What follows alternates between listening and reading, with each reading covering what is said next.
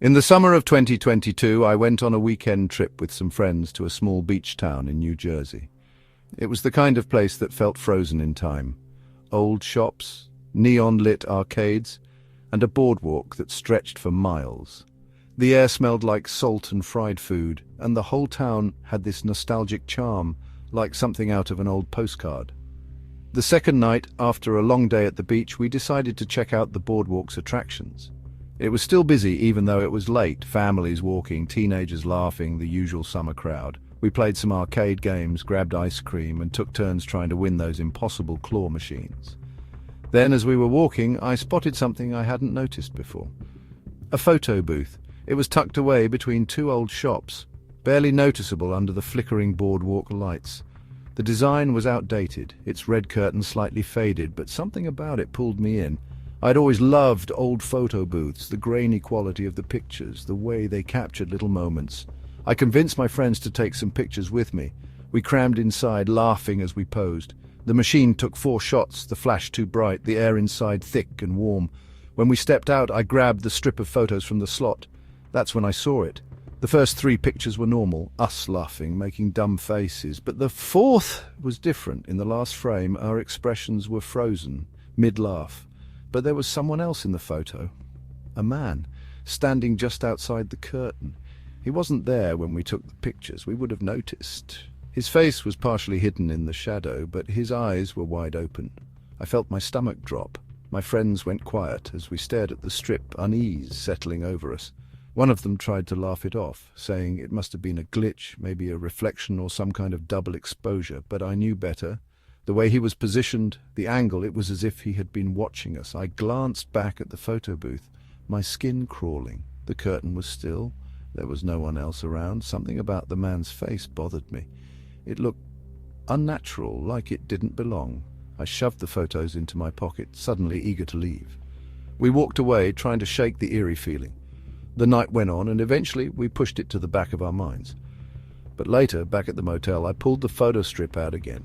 My hands trembled as I looked at it under the dim yellow light. The man was still there, his expression unchanged. But now his hand was visible, gripping the edge of the curtain, like he was about to pull it open.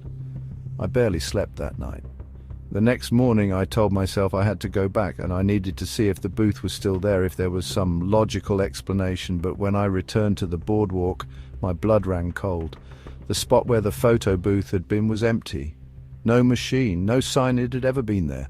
I asked a nearby vendor if there had been a photo booth in that spot. He frowned, shaking his head. "There hasn't been one here for years," he said. I showed him the photo strip, my voice unsteady. His face went pale. Without a word, he turned and walked away. I don't know what happened that night, or who or what was in that last picture with us, but sometimes I dream about it, about the man's wide-open eyes and the curtain slowly pulling back.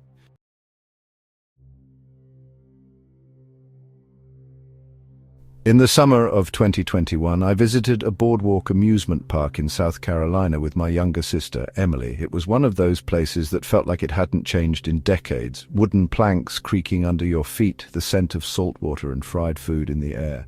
Neon lights flickering on rusted signs. We'd spent the evening playing games and eating way too much cotton candy when Emily begged me to go on the Ferris wheel.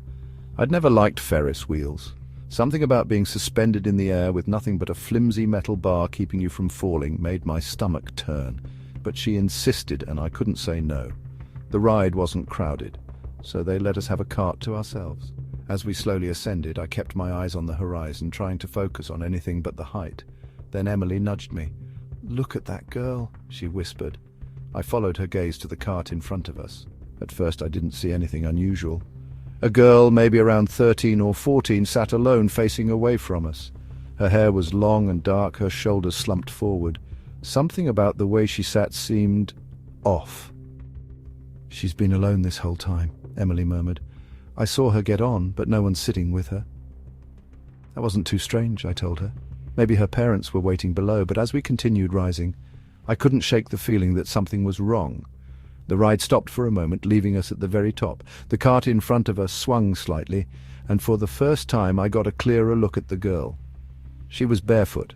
Her dress was soaked, as if she had just come out of the ocean. Her head slowly tilted, and she turned toward us. Her eyes were wrong. Too dark, too hollow. I grabbed Emily's hand, my heart pounding. The girl's lips curled into the faintest smile, like she knew something we didn't. The ride lurched forward again, descending slowly. My breath caught in my throat as I kept my eyes locked on the girl. She wasn't looking at us anymore. She had turned back around, sitting perfectly still.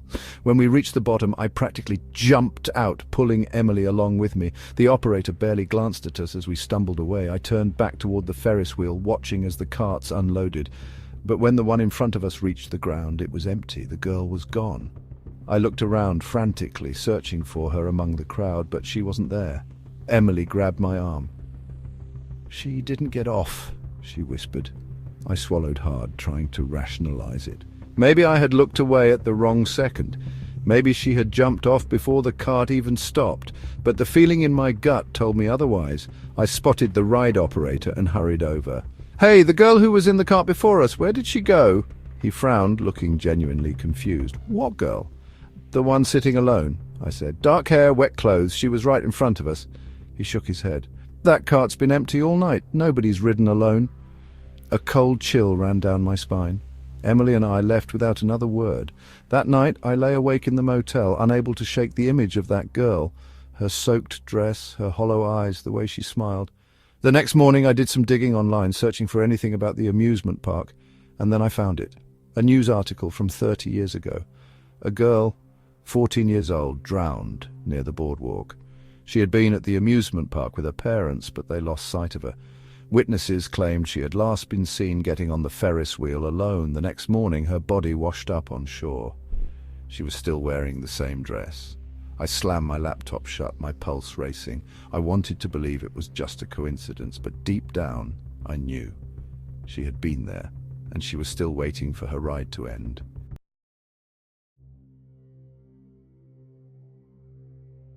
In the summer of 2022, my friends and I took a trip to a small coastal town in Maine, the kind of place that felt like it hadn't changed in decades. The boardwalk stretched along the beach, lined with tiny souvenir shops, food stalls, and an old wooden roller coaster that looked like it had barely survived the past 50 years. We spent the day swimming, eating junk food, and riding every attraction we could before the sun finally started to set. As the crowds began to thin, we decided to walk along the boardwalk one last time before heading back to our motel. The ocean breeze was cool against my skin and the waves crashed rhythmically in the distance, but as we walked, something caught my eye. A gap in the wooden planks just beneath the railing. It was small, barely noticeable, but through it I could see something shifting underneath the boardwalk.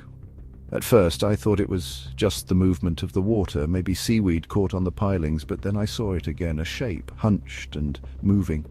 I stopped, gripping the railing, trying to get a better look. My friends walked ahead, unaware that I had stopped. The space beneath the boardwalk was dark, the gaps between the planks only letting in slivers of dimming sunlight, but something was down there. And then I saw it. A hand, pale, thin, with fingers that looked too long. It curled slightly, pressing against the wooden beam just beneath where I stood. My heart lurched into my throat. I took a step back, my pulse hammering. That's when I heard it, a voice, low, garbled, wrong. It didn't sound like it was speaking words, more like a murmur, something struggling to form speech but failing. The sound sent ice down my spine. I turned to call for my friends, but when I looked back, the hand was gone. I stared into the darkness beneath the boardwalk, but the space was empty. Nothing moved. The only sound was the waves crashing against the shore. I forced a laugh, shaking my head. Maybe my eyes had been playing tricks on me. Maybe it had just been a trick of the light, shadows shifting beneath the planks. But then, a few feet ahead, my friend Aaron stopped, suddenly his body stiffening. "Did you hear that?" he asked, his voice unnerved. Before I could respond, we all heard it. A knock. From underneath us. Not loud. Just a soft, deliberate tap, tap, tap right beneath where we stood. My breath caught in my throat. Another knock, a little farther down, then another. Something was moving under the boardwalk. None of us spoke, we just listened as the knocking traveled beneath our feet, slow and steady. It wasn't random, it was following us. A few feet ahead, the wooden planks were slightly warped, gaps wide enough to see through. My stomach twisted as I realized that if I crouched down, I could probably see whatever was making the noise. I don't know why I did it. I wish I hadn't. I lowered myself carefully, peering through one of the wider gaps between the boards. The space beneath was almost completely dark, but I could see the shifting outlines of something crawling. Then the face appeared, pale, hollow, eyes too wide, reflecting the dim light in a way that didn't look human. A grin stretched across its face, sharp and wrong. It was looking right at me. A whisper drifted up from the darkness, low, barely audible, but I understood the words. "Come down!" I shot up so fast I nearly lost my balance. I grabbed Aaron's arm, whispering frantically, "We need to go. Now!" None of us hesitated. We walked, fast but not running. We didn't want to look like prey. The knocking sound followed us all the way to the exit, stopping only when we stepped off the boardwalk and onto the parking lot pavement. We piled into the car, slamming the doors shut. No one spoke as we sped away. That night, I barely slept. Every time I closed my eyes, I saw its face. The way it had been waiting for me to look, the way it had smiled. The next morning, I searched online for anything about the boardwalk, anything about that thing underneath it. I found an old forum barely active, with only a handful of posts about the town. One thread caught my attention. "The man under the boardwalk." I clicked on it. The post was short. "If you hear knocking at night, don't look through the cracks. If you see him, don't stop walking. And whatever you do, never answer when he whispers." I closed my laptop. We left that town later that day and I never went back, but sometimes, when I'm lying in bed at night, I hear it. A knock, soft, slow, like it finally found me again.